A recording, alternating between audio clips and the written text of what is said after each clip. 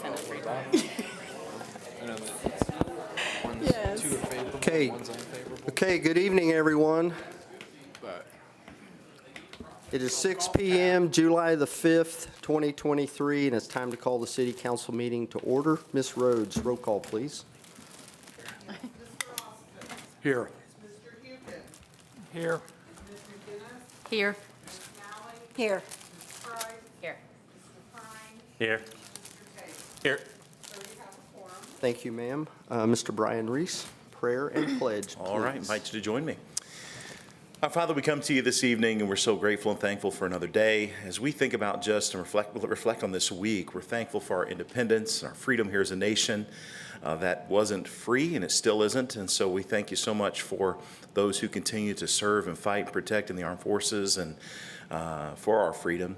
We think tonight as we swear in a new officer, bless him, bless his family, give him a blessed time of service here. Thank you for his willingness to serve and protect, keep him safe, and brings to mind our Trooper Smith, and just pray that you continue to comfort his family as they go through this time of loss and grief, and pray that you give them comfort. I know their family is trusting in you, and you're helping them, and we're so thankful for that. I pray for tonight's meeting, be with everything on the agenda, give wisdom and discernment for the decisions to be made, and we'll give you the thanks for it. It is in your name we pray. Amen. Let's stand for the pledge. I pledge allegiance to the flag of the United States of America and to the republic for which it stands, one nation, under God, indivisible, with liberty and justice for all. You may be seated. Okay, again, thank you all for being here tonight. It is that time to welcome Jesse Krebby. I said that right? Chief Kreb? Okay. I know the chief's been trying to work with me on that all day, so. Okay, so we're going to swear you in as our newest police officer right now. Okay.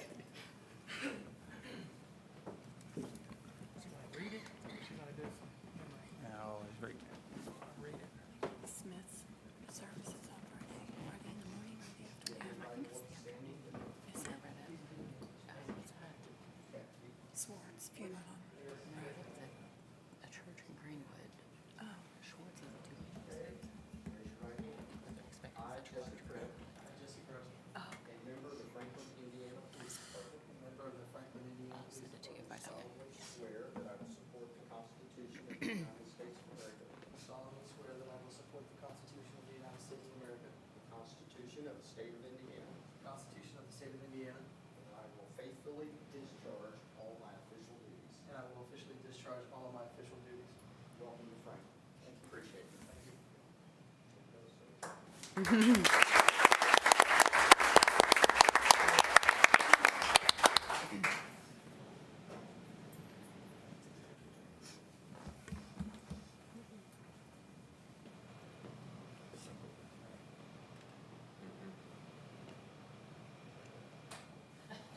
My baby has a long career. I hope so. So pictures, you want to do?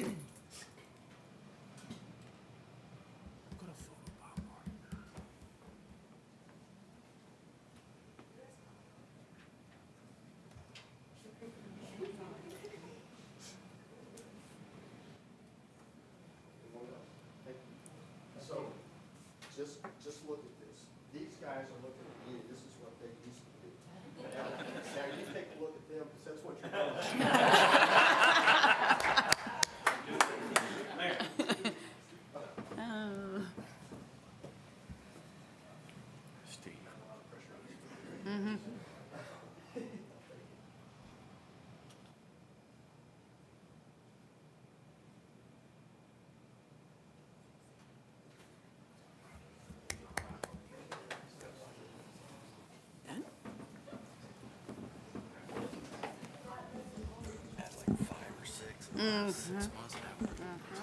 Yeah. So I'm close. Now, if anybody wishes to leave, they could leave, or you can more than welcome to stay. So- Stay, Steve, come on. He's got to go.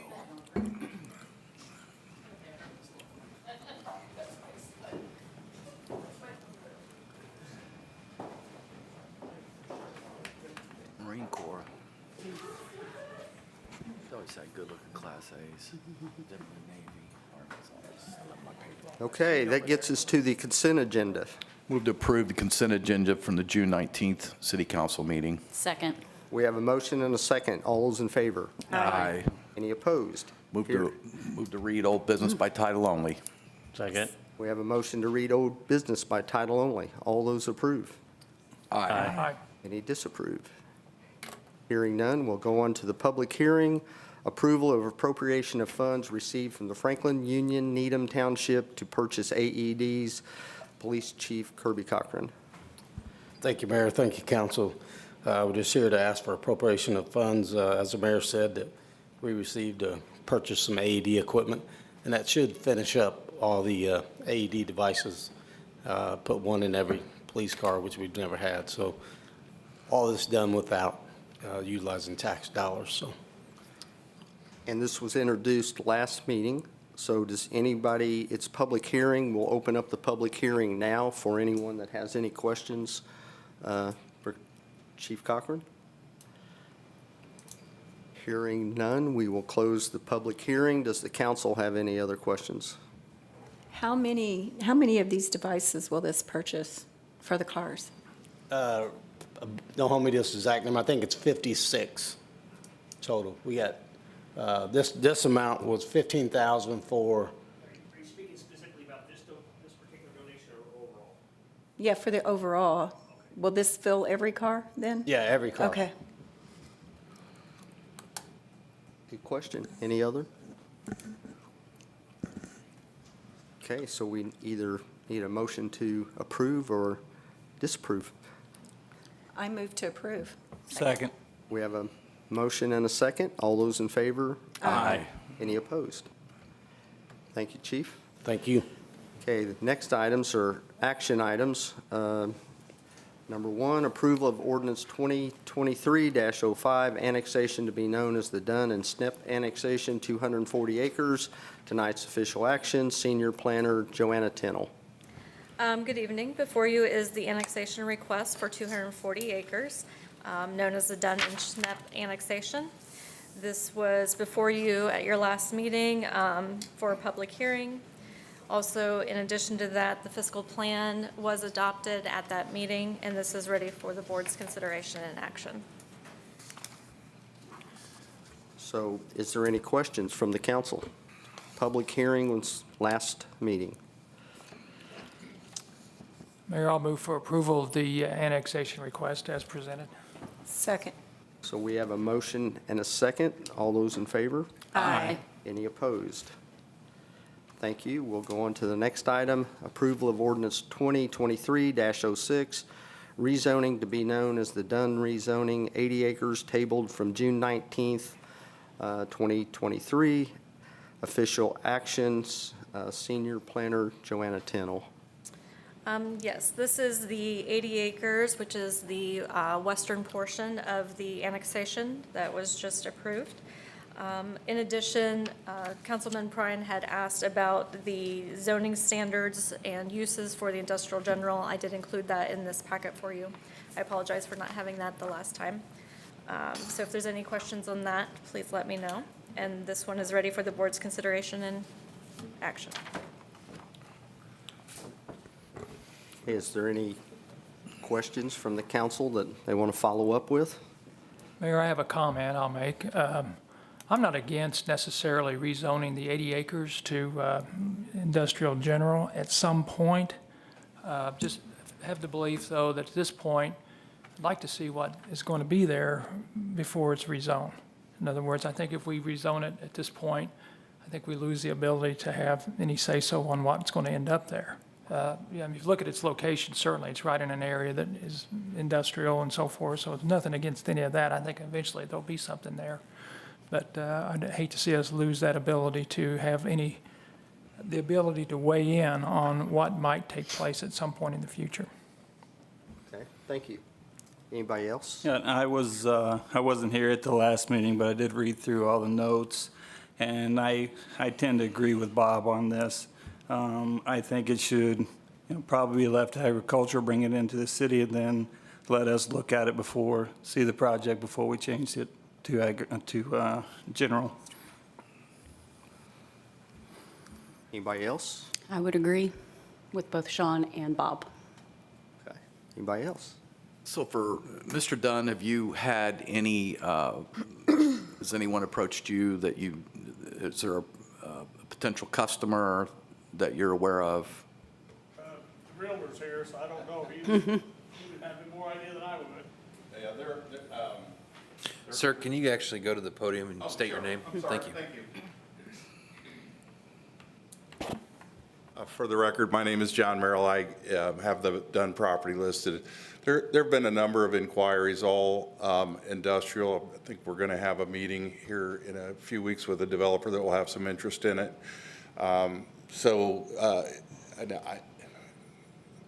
The group that had been looking at an adjacent property is still considering it as well. So there's a fair amount of interest.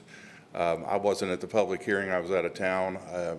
If it's not inappropriate, I will say that having the industrial zoning in place does make it more marketable and easier to attract, and you still have controls over what goes there to a large degree. But no specific group that I could tell you exactly what would go there, but it'll probably be distribution space, and there's too much large distribution space in the market right now, so it'll probably be smaller industrial is my best guess.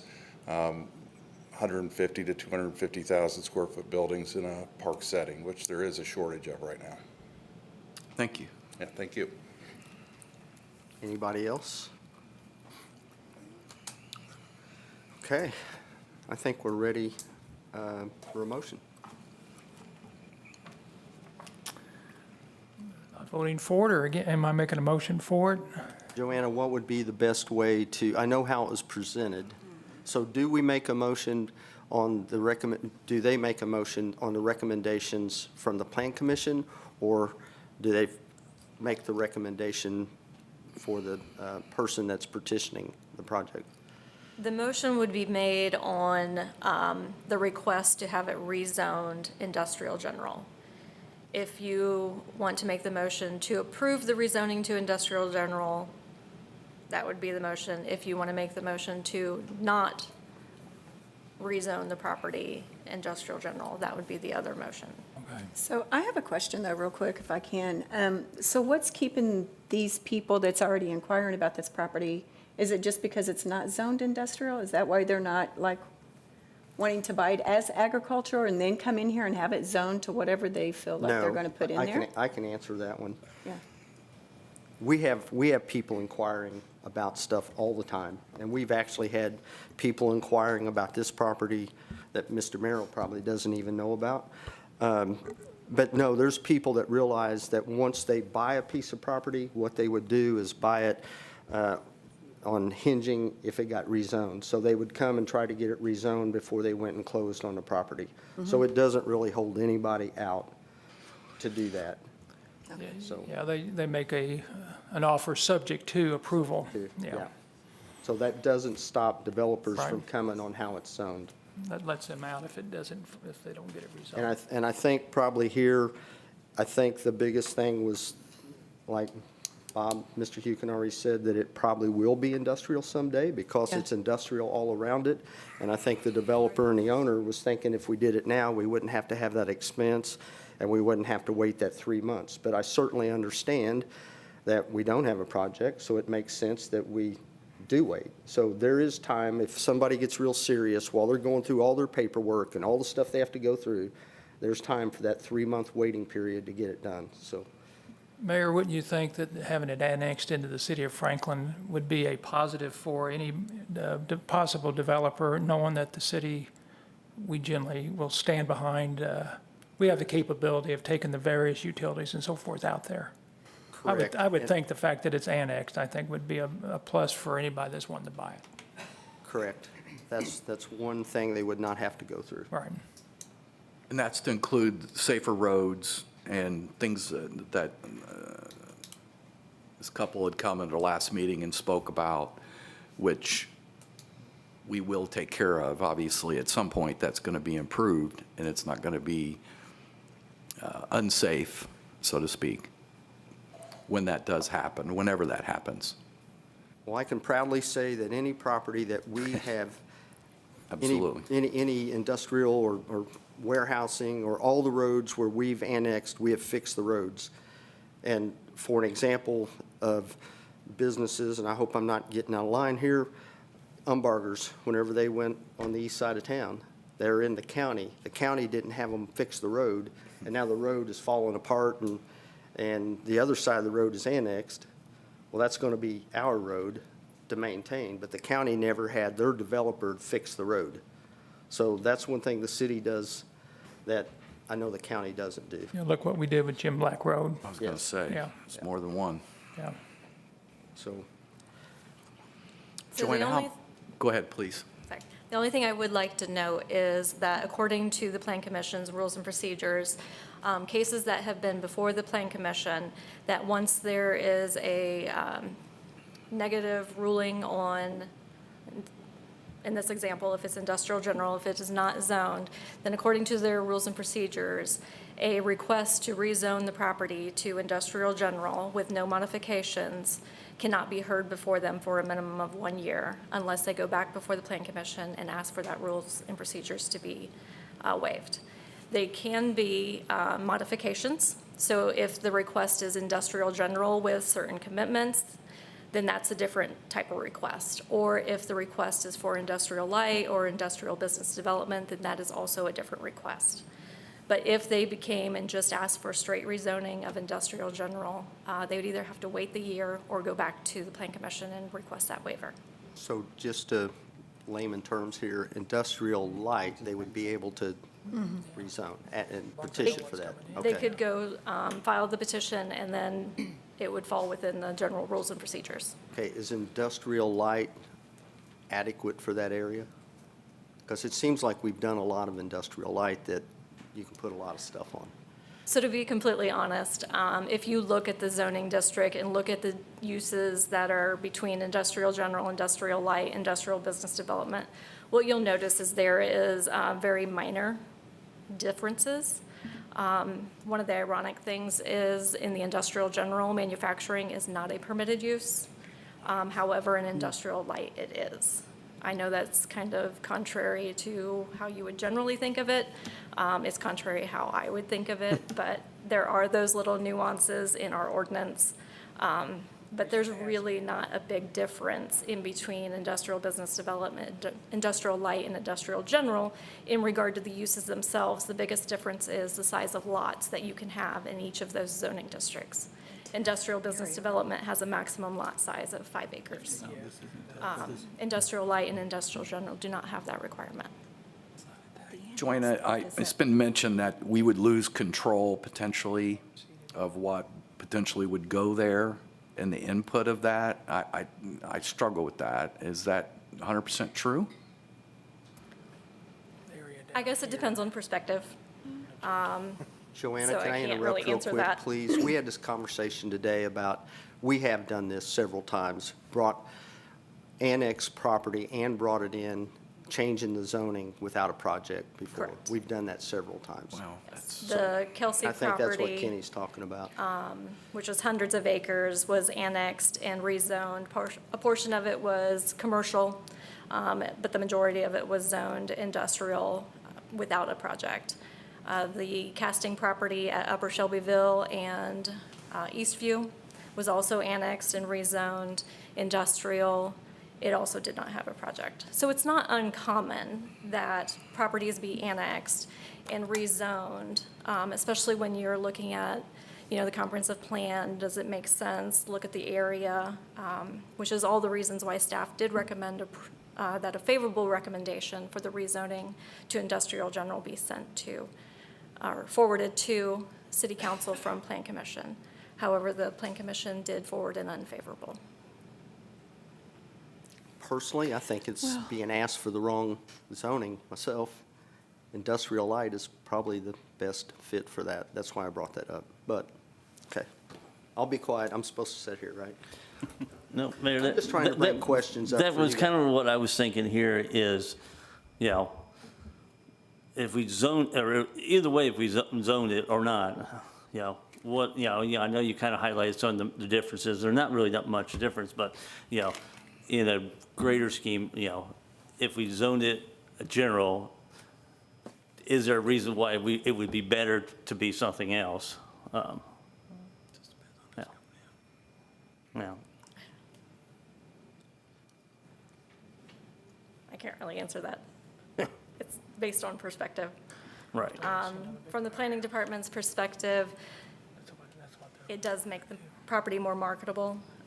It helps development proceed, you know, at a quicker rate.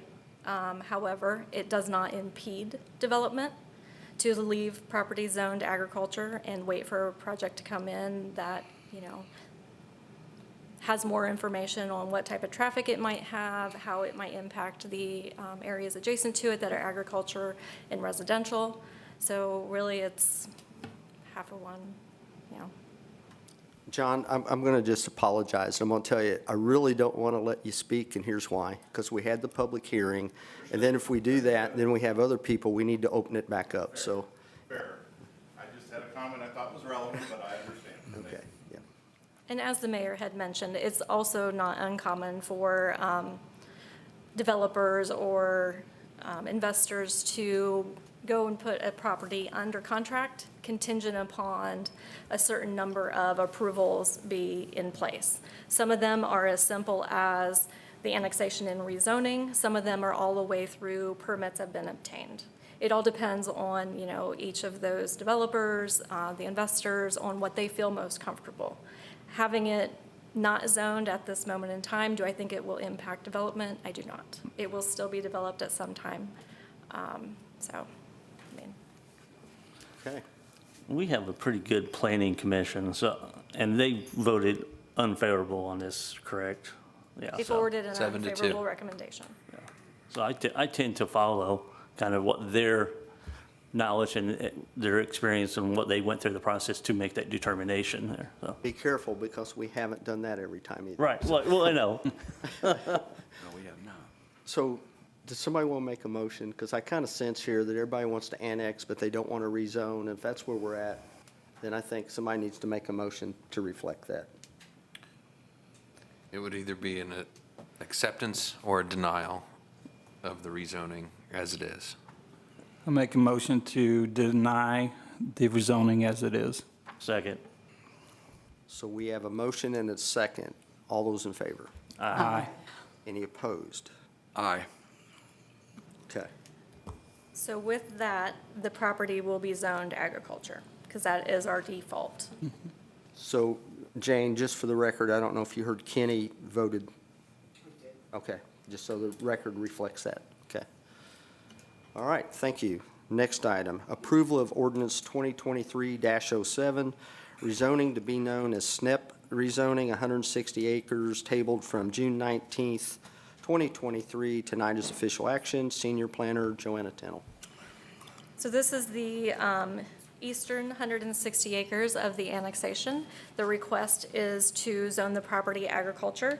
A list of those development standards and uses are attached to the agenda and is ready for the board's consideration and action. And again, is there any questions for Joanna? If not, I think we're ready for action on this item. Make a motion to approve. Go right ahead. Ditto. Glad you got it. I make a motion to approve to keep the property as agricultural. Second. Okay, we have a motion and a second. All those in favor? Aye. Any opposed? Okay, thank you. Thank you. Joanna. Okay, under new business, Move to read new business by title only. Second. all those in favor? Aye. Any opposed? Hearing none. Under new business, support of preserving Main Street grant application, Discover Downtown Franklin, Jess Giles, and it looks like Krista Linke. My phone says You're not Krista talking to your Linka. phone. Good evening, Krista Linky and Jess Giles with Discover Downtown Franklin. We have prepared a resolution for you this evening. This is in regards to a grant application that Jess has been working on. It requires a partnership through the city. One of the requirements is that our downtown plan is no more than 5 years old. Upon further clarification, after the resolution was written, I think there was a bit of a miscommunication of exactly what the requirement was after we listened to a webinar. So this is for the commitment of funds to update our comprehensive plan, this resolution, which is not technically a requirement, but after speaking with Okra, they did say that this would definitely help our grant application to have this commitment, which is something that we've been talking about. Typically, the comprehensive plan is updated every 10 years. It's been 10 years. And so just that we have the funds set aside to do this within the next couple of years would help this grant application. But to give you a little bit of background on the grant itself, it is a facade grant program through the Office of Community and Rural Affairs with Indiana Landmarks and Indiana Humanities. So it is up to $2 million that we could apply for. And then there is also a match requirement. The Main Street organization has to be the applicant. And so the actual applicant will be Discover Downtown Franklin. Obviously, they want to see as part of a strong application that the city is on board and a strong partner and supportive of the application. I think we have a lot of good information to submit with what the Franklin Development Corporation has been able to accomplish through our facade grant program. We were looking through some of the numbers today. We've done 97 facade grants since 2010. And then an additional residential program, commercial loan program, and then direct investment. So over $7 million has been invested into the downtown for these types of projects. So we do think that we have a very good opportunity for this grant. And this funding would allow the FDC to maybe focus on more residential or other direct investment projects if we were able to have the state dollars to run the facade grant program for a couple years. So.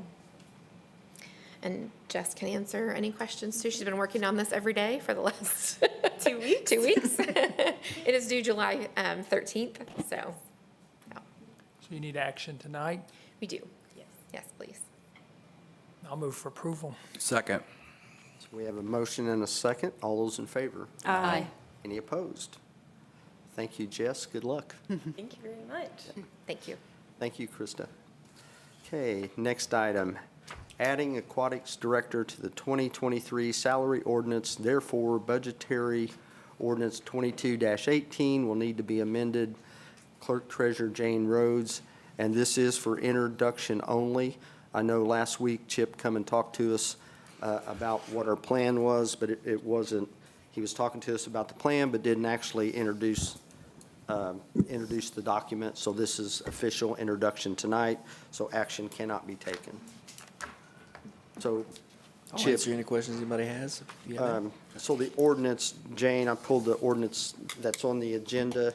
What it looked like to me, that the ordinance is going to be changed like the Parks and Rec, one of them where it says you're adding event to the event coordinator at 47.5. The next line item that's being changed is aquatics director to 49.5. And let me just say that Chip and I talked about this. It was intended, and Chip thought our wage is 47.5. Well, next year, whenever we go to do our budget adjustments, we will make sure that the rest of these are in line. And like you said, the last meeting may not get as much raise as anybody else, just to make sure that it stays in line. That is correct. Yes, and then also the administrative services contractor, 47.5, that was different. And what's different there, it says 100% out of the Ath and Rec Fund. So is that all the changes? It is.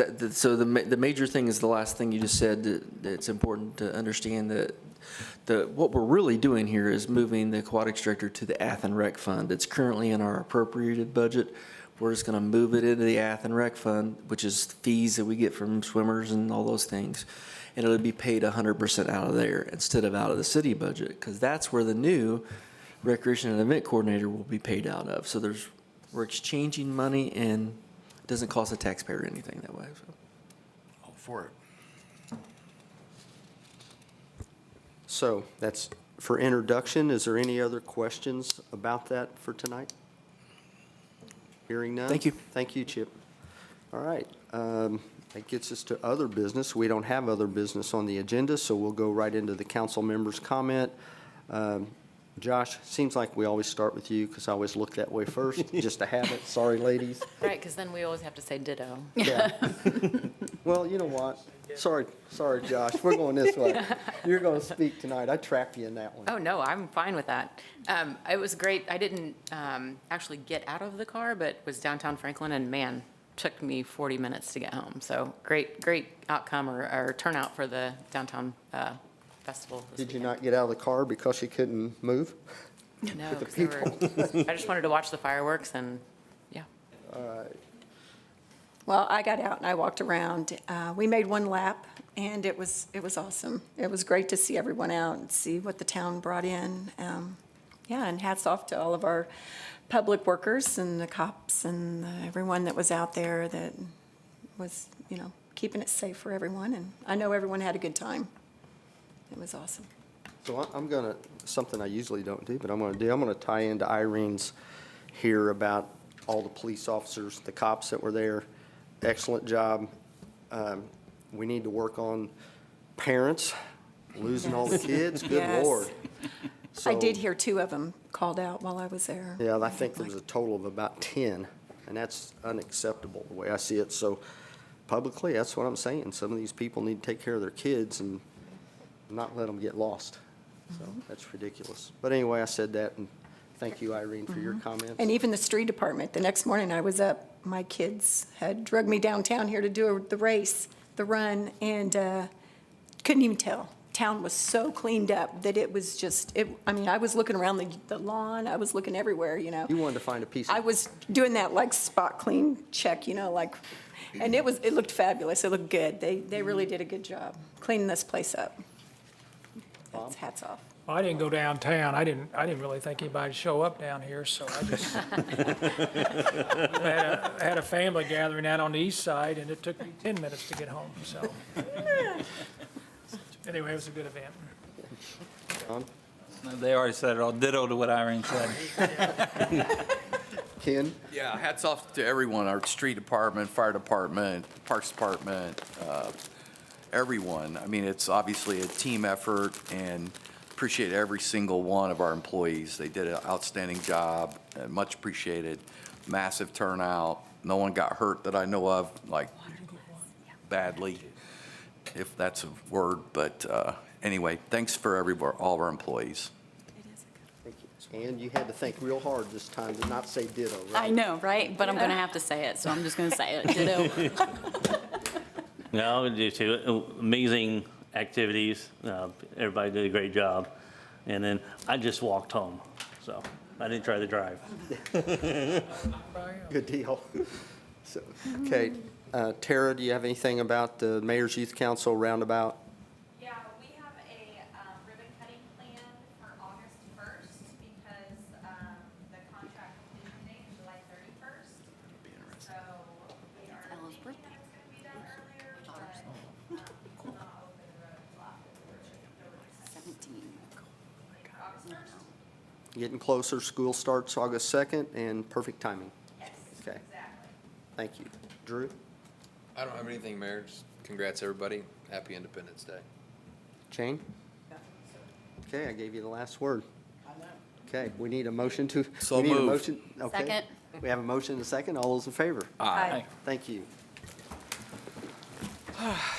Yeah. Yes.